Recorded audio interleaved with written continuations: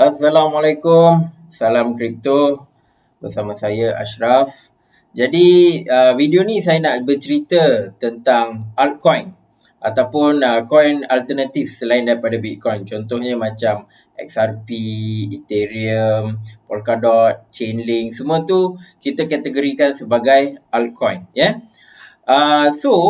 Ramai yang sebenarnya bagi feedback kepada saya. Mereka katakan Bitcoin sekarang ni terlampau mahal. Betul, terlampau mahal. Dan apakah alternatif coin lain yang mereka perlu labur, ya? Jadi bagi saya untuk menjawab soalan ni, dia terpulang kepada tuan-tuan dan puan-puan, mata wang kripto mana ataupun altcoin mana yang tuan-tuan puan-puan nak melabur, ya. Yang pentingnya kita kena tengoklah contoh dekat coingecko.com ataupun coinmarketcap.com. Dekat sana kita boleh tahu okey, altcoin mana yang kita nampak agak stabil dan tidak tinggi risikonya, ya. So untuk memudahkan penyampaian saya hari ini, ramai ada bagi tahu dekat saya, boleh tak bagi tahu altcoin mana yang memang boleh pergi jauh, boleh bagi tahu secara tepat tak? Sebenarnya saya pun tidak ada jawapan. Maksudnya altcoin mana yang saya bagi tahu, okey, inilah altcoin yang tuan-tuan perlu beli dan dia akan naik 1000 kali ganda, 10 kali ganda, 100 kali ganda. Saya pun tak tahu. Selalunya saya akan gunakan technical analysis dan juga fundamental analysis. Cuma ada satu perkara yang saya nak highlightkan untuk tuan-tuan dan puan-puan untuk gunakan sebelum tuan-tuan dan puan-puan boleh explore sendiri altcoin mana yang tuan-tuan dan puan-puan nak guna, ya. Okey, sebelum itu seperti biasa kita nak tengok itu dia harga semasa, harga terkini dalam market cryptocurrency kita. Bitcoin sebenarnya dia dah mencecah 24,000 USD sebenarnya, dan sekarang dia mengalami bukan penurunan, dia tengah stabilize dekat 23,000, ya. Dan Ethereum pun tengah naik. Sebenarnya kalau kita tengok the whole chart ni, dia merah, lepas tu kalau tengok dari sudut 24 jam yang lepas, dia banyak merah dan juga campur-campur dengan hijau lah, So dia kind of mix dia punya market, ya. So kita tengok the biggest winner. Okay, nombor 1 Dogecoin. Dogecoin, okay. Untuk pengetahuan tuan-tuan puan-puan, Dogecoin ni memang dah lama dah di dalam market. Dan sebenarnya Dogecoin ni dia tak ada apa-apa significant function, dia tak ada projek khas apa pun. Dia sebenarnya berdasarkan meme. Tuan-tuan tahu kan meme apa tu yang lawak-lawak tu, meme dekat internet. So Doge ni dia banyak reaktif terhadap meme. So kalau ada benda-benda yang lawak di dalam industri kripto, Dogecoin ni dia akan react, So mungkin tuan-tuan nak tahu kenapa hari ini ataupun pada tempoh 24 jam lepas harga dia naik gila-gila. Sebenarnya Elon Musk, rasanya tuan-tuan puan-puan tahu Elon Musk, founder Tesla, agak terkenal jugalah kan, macam ala-ala Bill Gates kan. So Elon Musk dia ada tweet dekat dia punya Twitter pasal Dogecoin. Dia buat lawak dekat Twitter. So internet semua react dekat dia punya Twitter. Jadi sebab tu harga Dogecoin ni pun naik. Okay. Dan okay, contoh lagi satu Near. Near pun harga dia naik sebab apa yang saya difahamkan, ada rumors, ada kabar angin mengatakan dia Coinbase nak melabur dekat Near. Dan juga ada yang kata ada partnership dengan Google lah. So banyak kabar angin yang positif berkaitan dengannya. So harga dia pun naik, ya. Dan yang ketiga, ini mungkin tuan-tuan ingat dalam video lepas, The Graph, dia memang mencatatkan peningkatan yang tinggi dan rasanya dia pergi hampir hingga 70 sen USD, The Graph ni. So kenaikan dia agak mendadak. Cuma sekarang ni mungkin dia agak mendatar sedikit, sebab kadang-kadang bila saya nak tengok coin ni, saya tengok juga dekat dia punya market cap dengan 24 hours volume. Dekat sini saya tengok perbezaan yang sangat ketara. So market cap dia dalam 816 juta, tapi dia punya volume dalam tempoh 24 jam ni 2.9 bilion. Agak tinggi. So memang kena, bagi saya sekarang ni saya ambil tempoh jaga-jaga, sebab dia memang dah tinggi sangat dah. mungkin dia akan stabilize. So untuk dia stabilize, mungkin dia akan mengalami sedikit kejatuhan, ya. So siapa yang beli waktu yang saya katakan dalam 2 hari lepas tu, memang masuk lah, memang harga naik, rasanya 3-4 kali ganda juga harga naik, ya. Dan juga saya nak share juga, selalunya kalau coin yang baru launch ni, market cap dia tak adalah tinggi sangat. Yang ni 816 juta, agak tinggi. So kalau macam ni, potensi untuk dia naik lebih tinggi ni agak kurang. Selalu kalau saya tengok bila altcoin yang baru ni, saya akan tengok adakah market cap dia bawah daripada 50 juta ataupun 100 juta. Sebab apa, potensi dia untuk naik tu agak tinggi. Tapi yang ni yelah, dulu dia adalah 100 juta, tapi sekarang dah level 800 juta ni dah agak tinggi dah untuk saya melabur, So ini just pandangan saya, bukan nasihat kewangan. Terpulang pada tuan-tuan puan-puan, kalau nak beli The Graph pun boleh juga, mana tahu harga dia mungkin melonjak naik lebih tinggi. Ini hanya pandangan saya sajalah, ya. Okey. So kita pergi pula ke next session, on the Bitcoin punya chart, carta Bitcoin hari ini. Okey. So seperti yang tuan-tuan puan-puan tahu, beberapa hari lepas dia dah break 19,000, dia pun naik kan, naik sampai 23,000 dan sekarang dia stabilize. Okey, so saya kecilkan sikit. Okey, mungkin saya letak dalam carta harian. Baru cantik sikit kan. Okey. So kalau tuan-tuan puan-puan tengok, ini line yang saya lukis. So far dia tidak dia naik, tapi dia tidak melebihi line ni, ya. Dan dia bila dia turun pun dia tak ada melebihi line ni. So seperti yang saya predict ataupun saya nampak, dia masih di dalam lingkungan line ni lah. So kalau dia nak bull run yang betul-betul, dia kena pecahkan line kuning yang saya draw ni. Saya pun duk tunggu, bila lah kau nak pecahkan yang line kuning ni, ya. So sekarang ni nampaknya dari sudut long term dia masih tengah naik. Cuma momentum dia agak selari lah, ya. Sebab hari tu ramai happy dia pecahkan 20,000 sebab nak pecahkan anggapan setengah orang bahawa maksimum dia 19,000, dia tak boleh pergi more than that. So sekarang ni dia dah pergi ke 20,000 dan alhamdulillah dia tengah stabilize dekat 23,000, ya.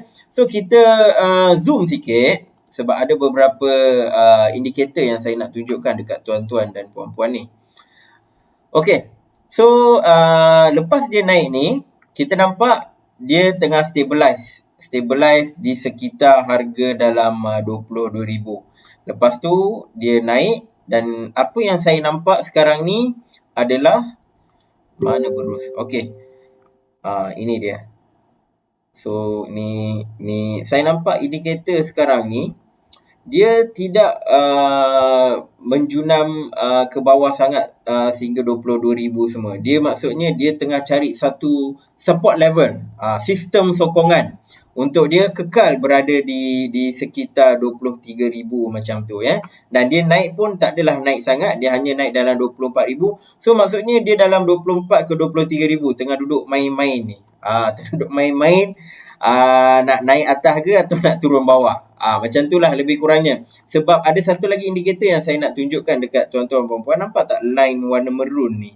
So line warna merun ni adalah moving average. So selalunya kalau dia di atas moving average, alhamdulillah lah, memang dia tengah naik apa semua. So sekarang ni apa yang saya nampak ni adalah dia sedang menghampiri moving average ni. So mungkin akan berlaku penurunan ataupun mungkin tidak.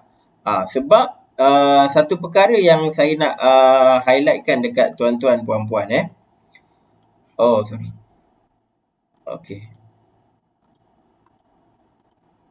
Banyak pula line saya draw ni. Maafkan saya. Okey. Satu perkara yang saya nak tunjukkan dekat tuan-tuan dan juga puan-puan adalah bila kita tengok sini, ini yang line dekat luar ni adalah Bollinger Band. So sekarang ni dia tengah squeeze kan. dia akan squeeze dan lepas tu dia akan buat satu lagi big move. So antara big move ke atas ataupun ke bawah. Sekarang ni saya tak nampak lagi apa-apa indikator untuk dia turun ke bawah secara mendadak atau turun ke atas secara mendadak. Cuma saya tengah pastikan confirmation dia dekat support level ni. Okay, setakat ni dia tak turun, so itu yang saya tengah take note. Dan sekiranya kalau dia naik, dia akan, contoh dia buat kenaikan mendadak, dia akan pergi sekitar sinilah 24,000 ataupun dekat 25,000.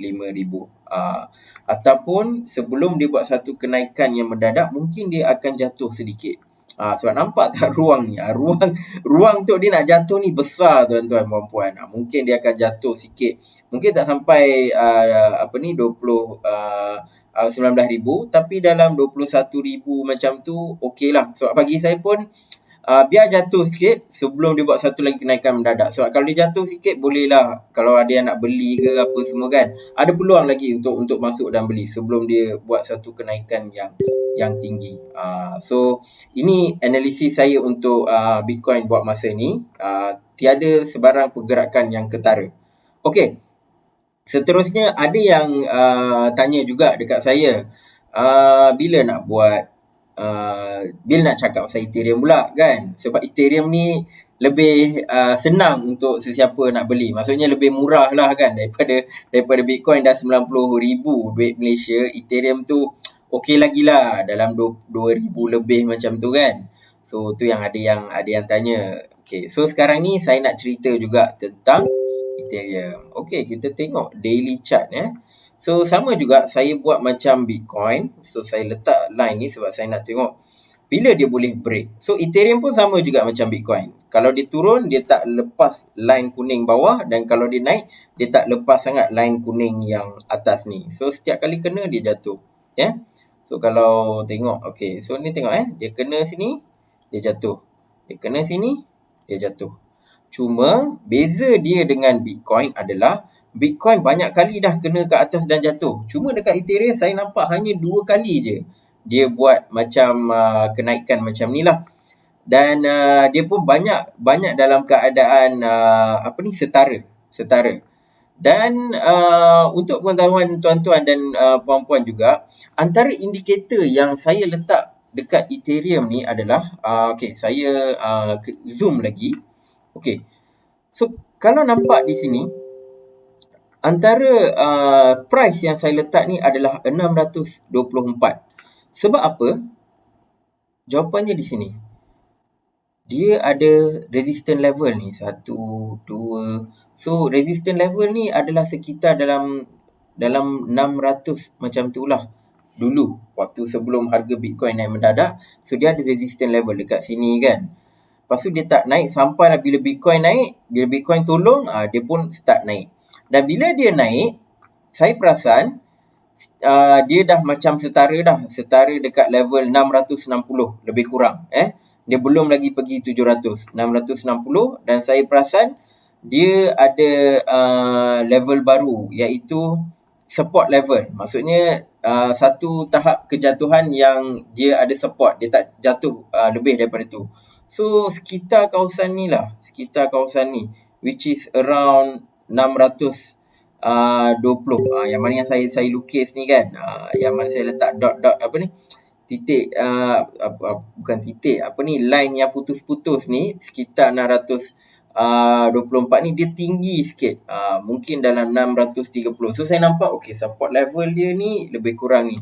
So sekarang ni saya nak fahamkan support level Ethereum ni dekat mana Dan untuk saya buat prediction on the Ethereum, saya kena tengok dari awal. So kita buat weekly chart, kita zoom dari awal So untuk pengetahuan tuan-tuan, puan-puan kalau kita tengok last cycle harga kenaikan tertinggi Ethereum, which is lebih kurang dengan Bitcoin sebenarnya. So kalau Bitcoin dia naik paling tinggi pada bulan Disember.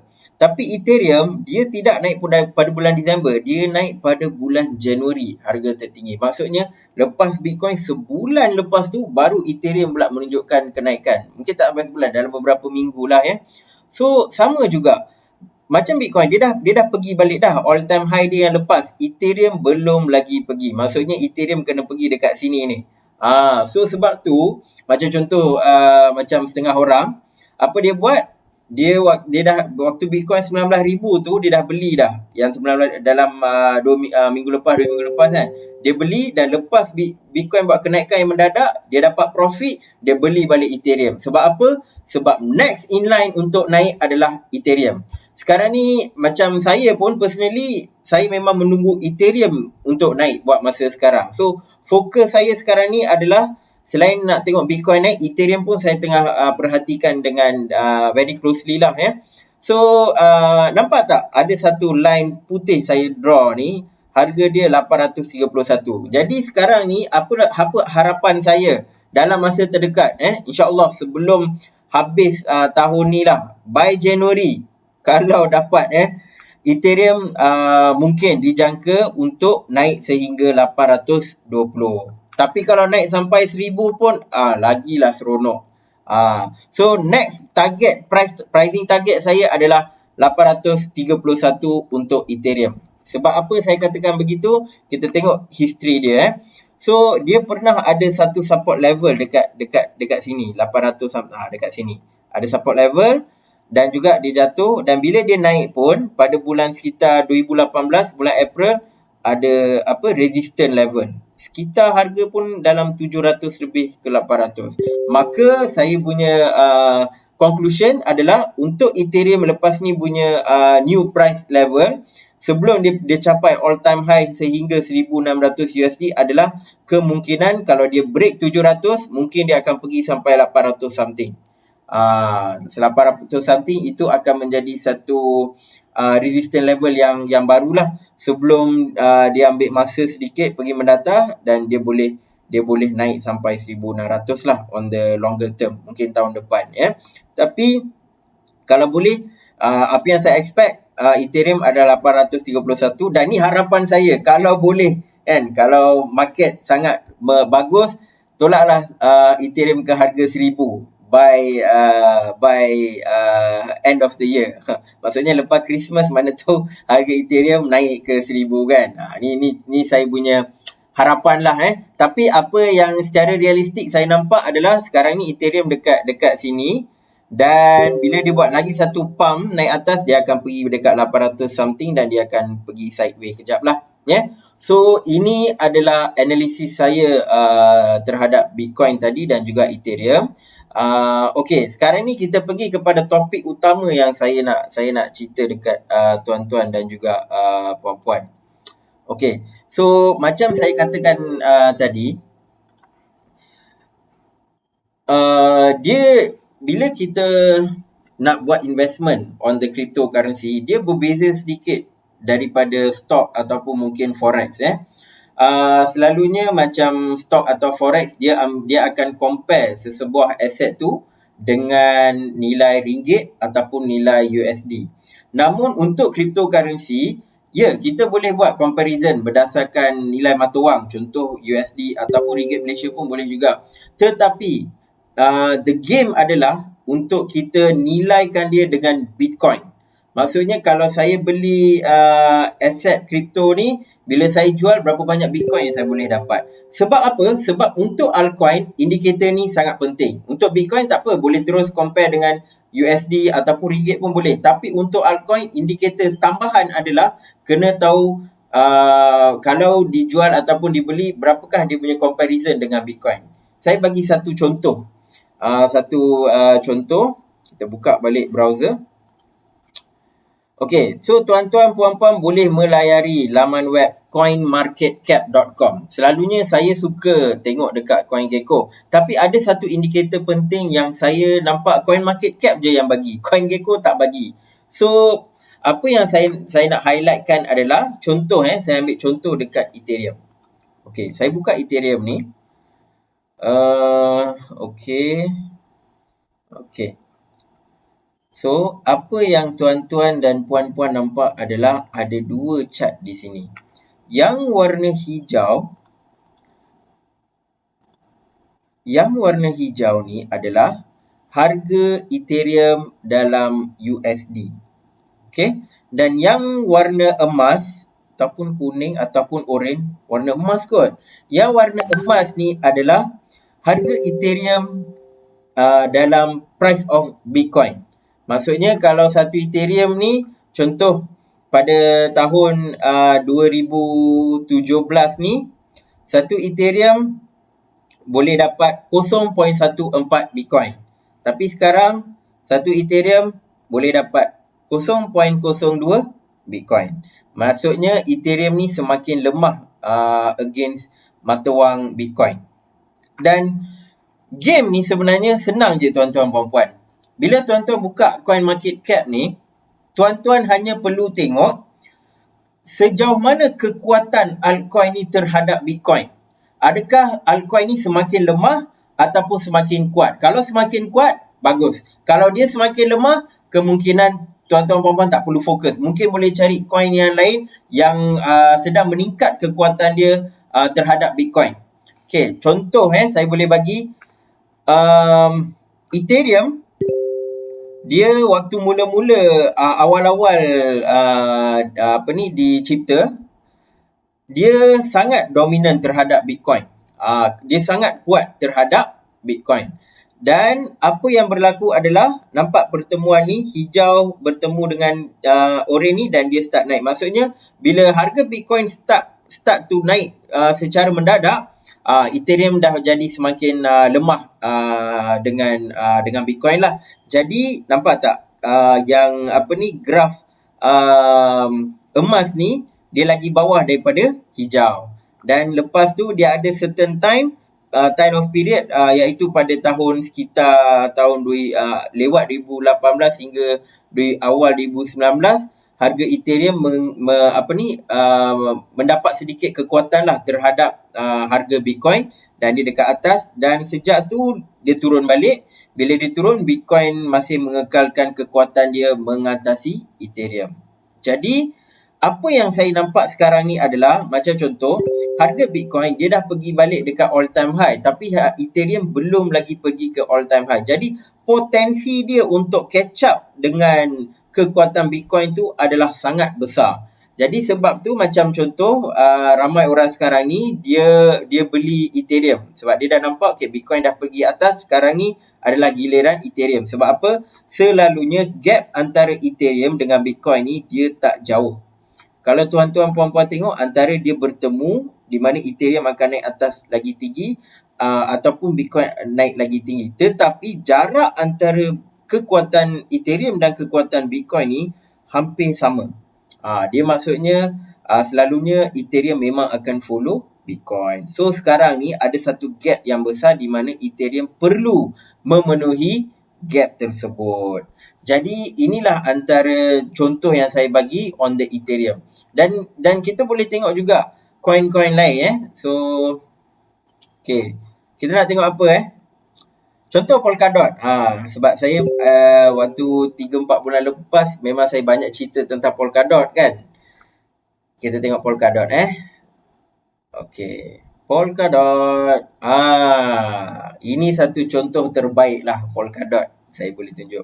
Bila Polkadot mula-mula datang, mula-mula diperdagangkan dekat market, nampak tak? Kuning pula. Emas ni harga emas. Yang warna emas ni, line warna emas ni, dia di atas line warna hijau.